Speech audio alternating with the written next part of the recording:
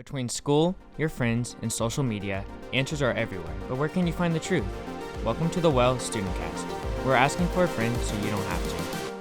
What's up, party people? We are back at the StudentCast asking questions for a friend so you don't have to. And it's 2024, our first episode back in the new year. So excited to be back. Kaeo's actually not here today, but I do have two other friends with me. Go ahead and introduce yourselves, guys. I am Ella, and I'm a senior this year. I'm so excited. Whoop, I'm Kendall. I'm also a senior this year. So Crazy. fun. We got our two seniors. Are your bags hurting? Just a little bit. Senioritis. Senior year. Second semester, senior year. That's tough. But you guys are almost done. These two have been around for a while, forever. We're sick of us. But we're really excited to have you guys today. It's going to be so fun. We are talking about, a lot of our friends have been kind of just asking this question of like, can friends fight? Are we allowed to have conflict? And all that kind of stuff within it. And a lot of times that topic can kind of scare us. But I think it's going to be actually really exciting to dive into what it looks like in a friendship to have fights in a healthy way. And so maybe I already just answered it, but just to start off, can friends fight? Yes, I hope so, or else we're not friends. Well, that's awkward. We can. Maybe don't we use that can. part. That's so funny. Yes, I think friends can fight, but what we're going to be talking about today is how do we do this in a healthy way? And what can kind of like stand in the way of us entering into those conversations. And so a lot of times something that stands in the way of entering into conflict is kind of just a like inaccurate view of what conflict can be. And so I just want to hear from you guys as girls who are in high school, kind of towards the tail end of it, but what have you guys viewed conflict to be, and how has the world's definition of conflict kind of gotten in the way of how you've entered into these conversations in the past? Yeah, for the longest time, I thought all conflict had to be unhealthy, and it was a right versus wrong conversation and not just a two people coming together to reevaluate like expectations that weren't met or just a situation that needs more clarity. So I always viewed it as like conflict is bad and it can't be good or a healthy way to like learn more about the other person. So Totally. That's so good, yeah.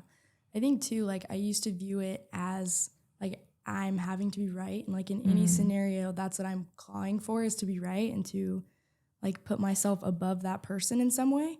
Kind of like to compete. It's like that fleshly desire to compete. But I think like after years of doing conflict unhealthily and then healthily, the best of my ability, I think I've realized that it's not. Like it's like Ella said, it's two people coming together, like fighting for each other and fighting for a solution. And whether that lands in like agree to agree or agree to disagree, because both have value there. But yeah. Totally. I love what you said about the like fight for each other, not against each other. I think for me, for so long, I viewed conflict as like we are against each other, and we're both coming from different sides. And so again, one has to be right, or one has to kind of like sacrifice their view, or I have to prove that my point is valid. Whereas if we're fighting for each other, it's like, hey, here's this issue that's separate from the two of us. Like it's on this kind of like third party thing, and us two are coming together to fight for one another against whatever that issue is. And that can land in like, hey, we don't see eye to eye on this, but we are for one another. And so we're going to move forward together. But conflict can also be really vulnerable. Like, hey, like, you hurt me. I'm like, that feels really vulnerable sometimes. And I think for me, that is something that stood in the way of kind of being like, hey, if I'm going to enter into a hard conversation, I have to first acknowledge that I care enough that you can hurt me, or like I have a need that didn't get met here. And so for you guys, have you faced that of kind of just feeling like this feels vulnerable and kind of awkward at times? And so I'd rather just like run away and pretend everything's fine. yeah, I think when I know I'm wrong, I'm like, it's the last thing I want to do, because I don't want to admit that I'm wrong or that I'm hurt or that I hurt someone else, because that's obviously not the best. And I hate knowing that I've either like let somebody down or hurt them. So I think it's really hard like hearing myself admit like, hey, I hurt you. Like that's not fun and I'm sorry for it. And there's nothing I can do to like take it away or undo it. But it's really, it's not fun. Not fun. And I feel like I'm kind of on the flip side, like in the other unhealthy zone, where when I feel hurt, I click into like lawyer mode. So I'm like, here are the plaintiffs and I'm going to argue like how you hurt me, but I never click into the emotional side of it. And so the person who I'm talking to or like arguing to is now feeling super like defensive and super because they feel attacked by me. And so that was one of the ways I'm like, okay, I need to be vulnerable in this and actually say how I feel. Yeah. Even though it's scary. So the person can actually like see where I'm coming from, because the lawyer never wins. Yeah. Ever. Well, and then it's becoming like, if you're just hearing the list of wrongs instead of the feelings attached to it, it's kind of hard to like connect the two. Totally. But it's hard. That's emotional. Yeah. And I think what you both just did, which is cool, and kind of the encouragement I have for people is like, you have to do some self-reflection before entering into conflict and know, hey, what am I coming into this with? Like, what is my natural bend? My natural bend is to run away and be like, everything's fine, we're good. Or just like take everything super personally and like negatively interpret and be like, well, they obviously hate me. So I have to know that about myself going into those conversations to almost like prepare my heart to say, hey, I have to fight against my own fleshly bends here. And so for you guys, have you had to do that kind of self-reflection to be like, hey, here's my bend. And then how have you walked that out to enter into conflict in a more like spirit-led way? So good. Yeah, I think I definitely like self-reflection is so big for me before something, because I definitely agree with you, Brynn, and I like interpret everything wrong, but I never show it emotionally. I always kind of stuff it down. So I feel like self-reflection before kind of shows the root below everything, or like the nuance, because someone can say something to you and you're like, that was hurtful, but you're like, why? Like what do I feel like Christ isn't, what am I not letting Christ fulfill or fill in me that person I'm trying to seek from that person or the group around you? So that's definitely been a big one. Yeah, my biggest struggle in conflict is my tone. Like I can communicate words that make total sense and are relevant, but if I'm doing it in a harsh tone, it's like, dude, what are you doing? I feel attacked. So I think, and Kendall and I have actually like talked about this. She graciously was like, hey, like maybe this is something you need to check out. And I'm so thankful for it. But it's been something where like every time I go into conflict, I'm like, I have to sit there and I have to pray and I have to be like, Lord, like help me communicate this in a way that is honoring to you and honoring to the person, and not gonna like put them on edge or be just rude in general. So that's definitely something I've had to work on. Yeah, for sure. You mentioned that you and Kendall have had those moments before where Kendall was like, hey, here's something you might not be aware of. You guys have been friends for a long time. And so you said at the beginning, like, yeah, we've fought before. I'm just curious how you guys have seen in your own relationship that side of your friendship grow over the years, and what fruit you've kind of seen come from that, or just experience that you've learned from in doing conflict unhealthily, maybe with each other. And then also what fruit you've seen come from doing it well. There's this one time, and because I was so afraid of my tone, that I quite literally wrote out 2 pages of like words, and I highlighted each one a different color for like 4 different things I wanted to bring up to Kendall. I FaceTimed her and I said, okay, listen while I read this. Middle school days. Middle school, okay. Now I know that's She's like, wrong. it was last week. Let's hope not. But. Oh yeah. Ella and I have been through a lot, like together and like outside forces so much. And I feel like one thing that's been really, really, really great for us is that we don't have to walk on eggshells with one another, which is so beautiful. Because friendships like that can be super exhausting. And I feel like in middle school, we kind of were in one of those rocky seasons where we were like, like kind of tiptoeing. But I feel like we've come like to a really beautiful spot where like after all these years, we just know each other so well.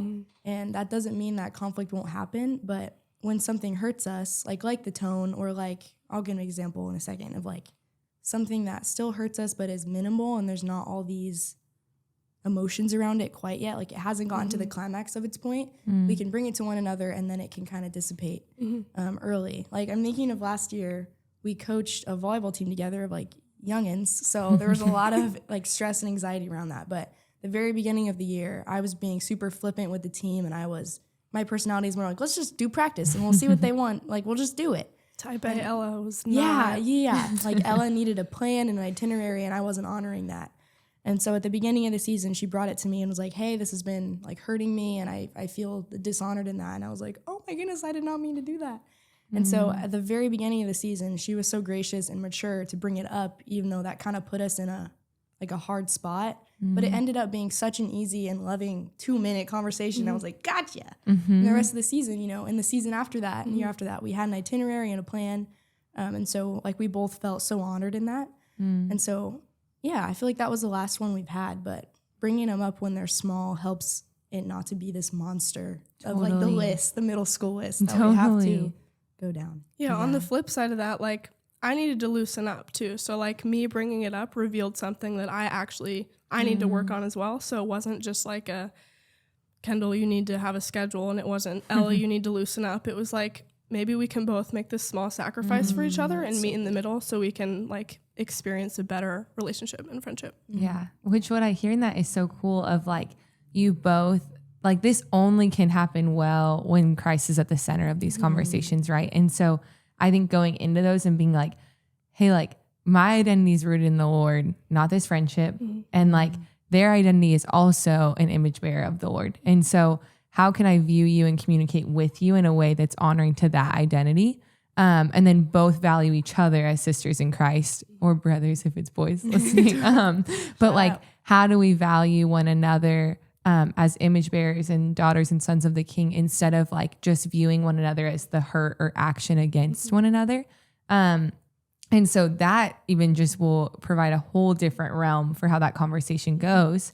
And what I love here is what it sounds like is that you were able to say like, hey, this is a need that I have that isn't being fulfilled right now.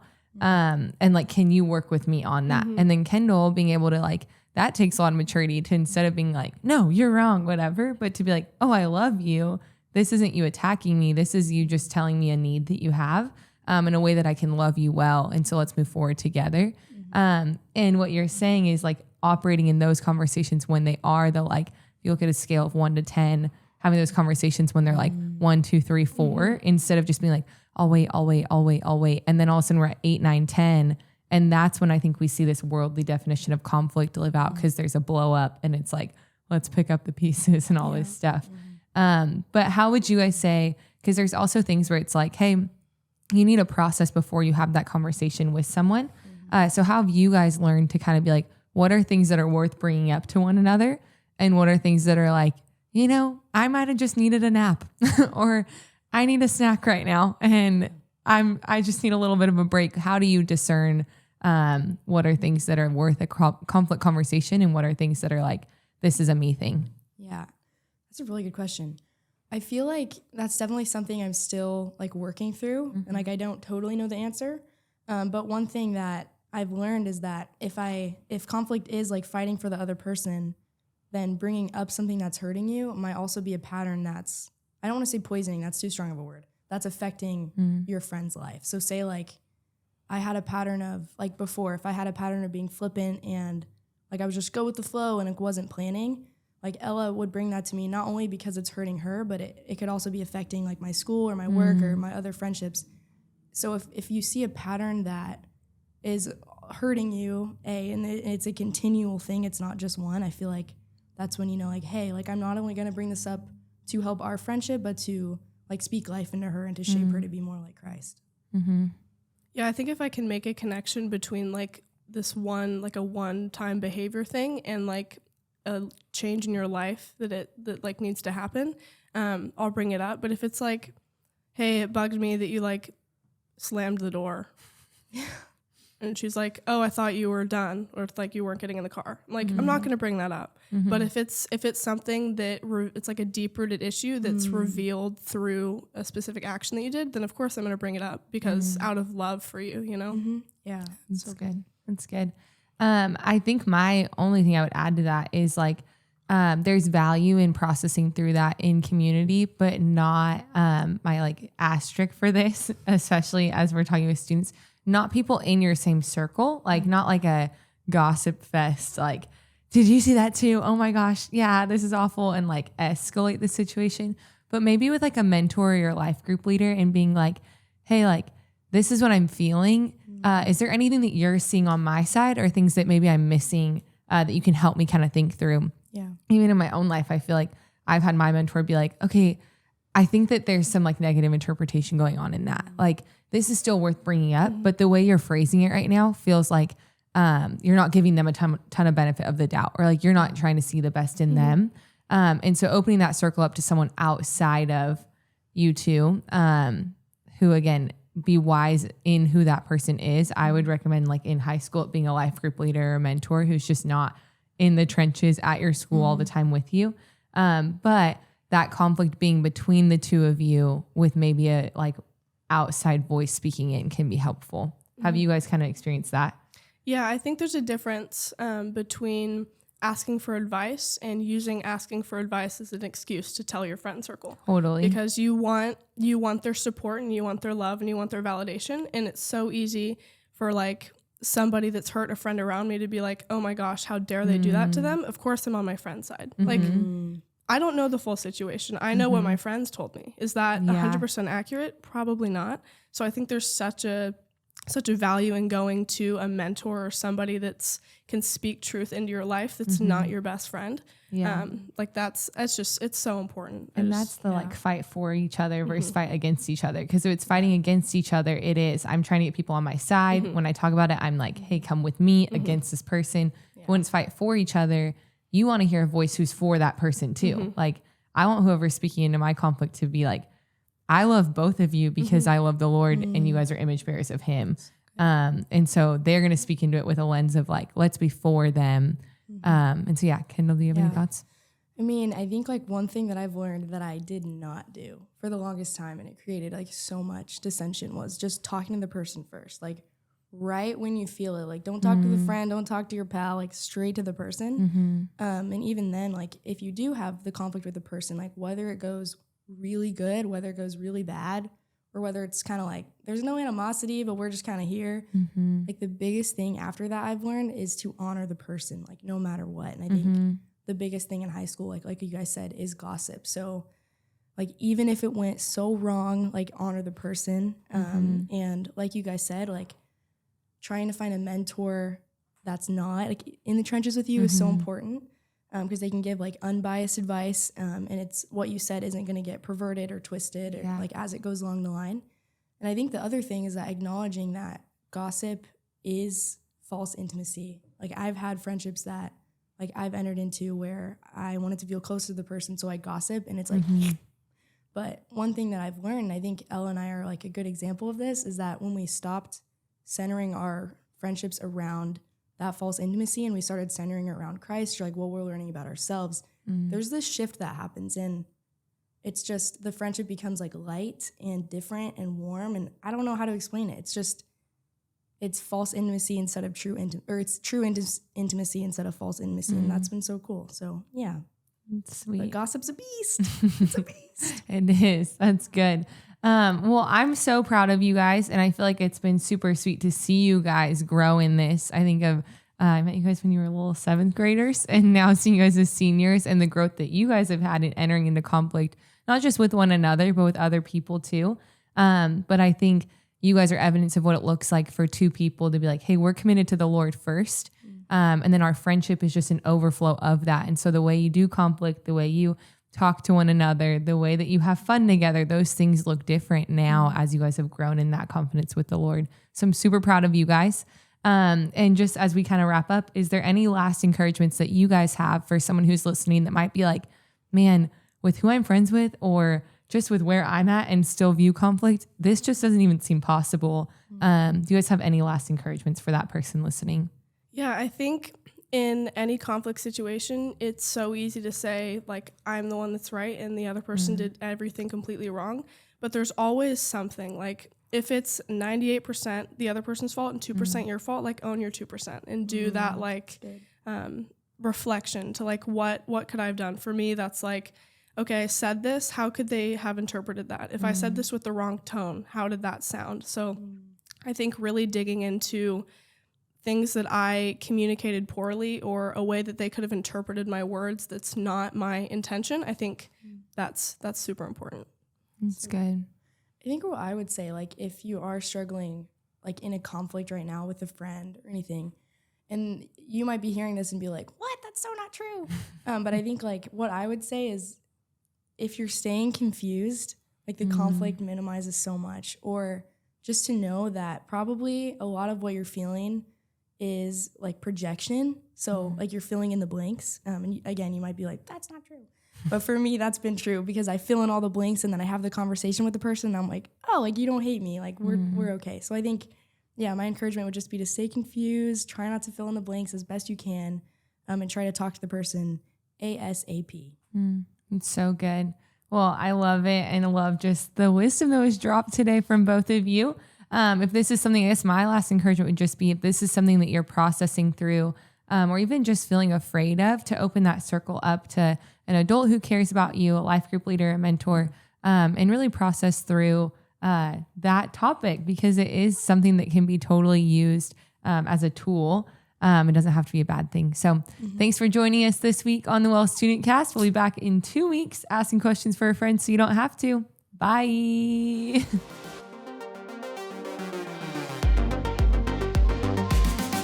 Thank you for listening to this episode of the Well StudentCast. As always, don't forget to subscribe and tell your friends about us. For more information about the Well Student Ministries, visit thewellcommunities.org/students.